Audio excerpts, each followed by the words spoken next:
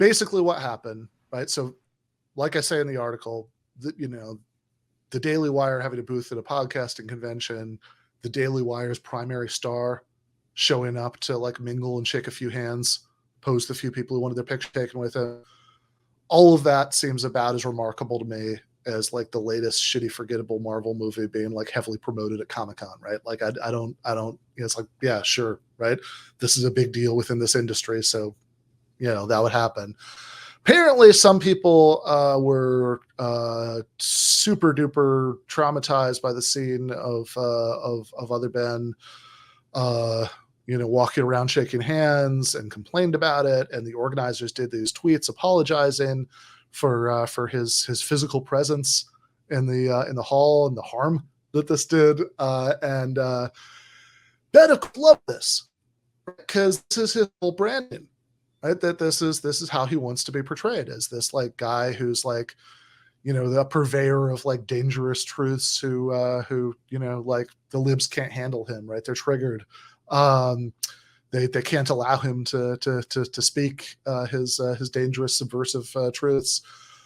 So like, the last Ben Shapiro book I read, I wasn't just buttering up my guest. The Sorab's was about 20,000 times better written than Ben Shapiro's book, because Sorab is a writer, and Ben Shapiro is a guy who owns college kids and Q&As, and so he keeps being offered the opportunity to write books.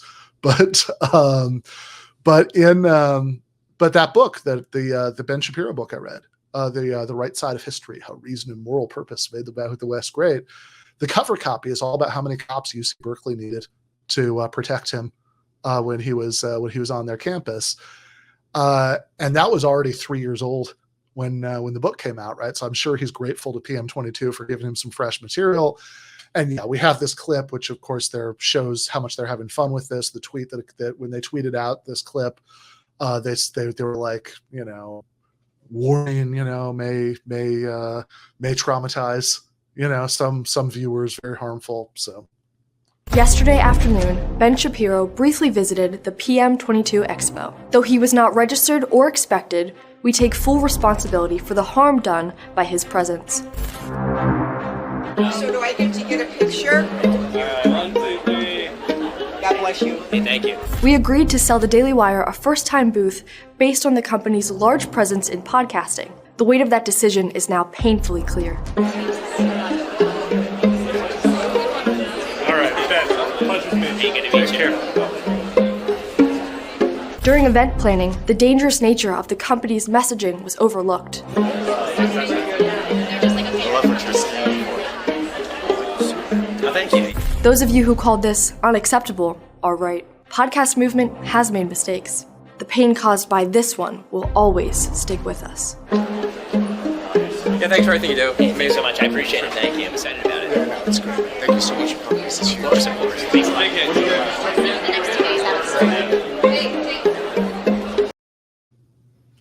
Doesn't Ben Shapiro always wear a suit? If you met Ben Shapiro, it'd be like, nice suit, bro. So weird. Yeah, I ran into him at Home Depot when he was wearing a suit. And the second thing is, I wish one of those clips was Ben Shapiro just like kicking the shit out of somebody at the conference. Yeah, if that was the last one, it's like, just kidding. He actually did cause some harm. yeah. That would have been funnier than this shit where they actually have the fucking. I get it. No, it's obviously a gift to them, but even the video is so mid with that like stupid ass music of like do do do do. It's so stupid. And how tiny was that short woman standing next to him? It's true. So, yeah. I mean, I think. I agree with your critique of the Daily Wire's production values, but yeah. I mean, I think the whole effective. thing. Yeah, exactly. And of course, they're gonna like. This is a huge win for them rhetorically, right? I mean, this is exactly what they want. And so, what I point out in the article is, come on though, right? Anna is the only recent example of him actually doing a debate with a leftist. And I think he underestimated her.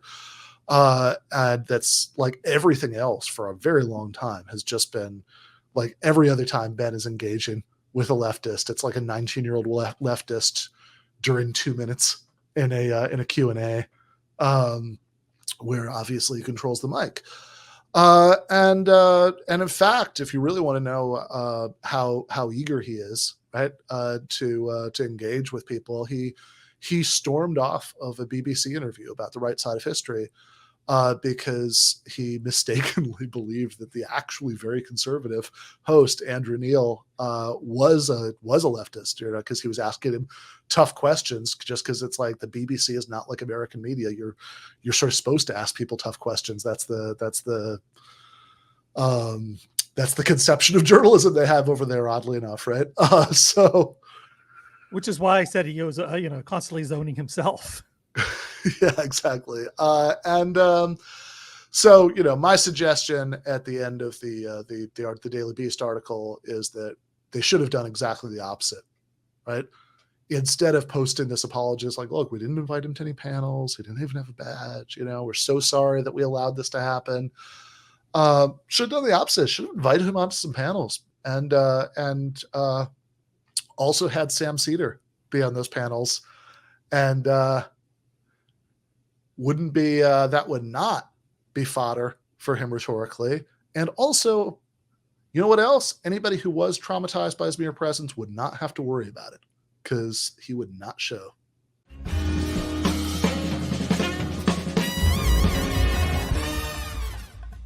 You have been watching free public content from Give Them an Argument. To access every single episode of the show, the main show on Monday nights, all of the streams, all of the debate breakdowns, all of the patron-exclusive post-games on Monday nights, all of the patron-exclusive bonus episodes every week, and much, much more, go to patreon.com/Ben Burgis. I cannot resist ending this with, don't be foolish.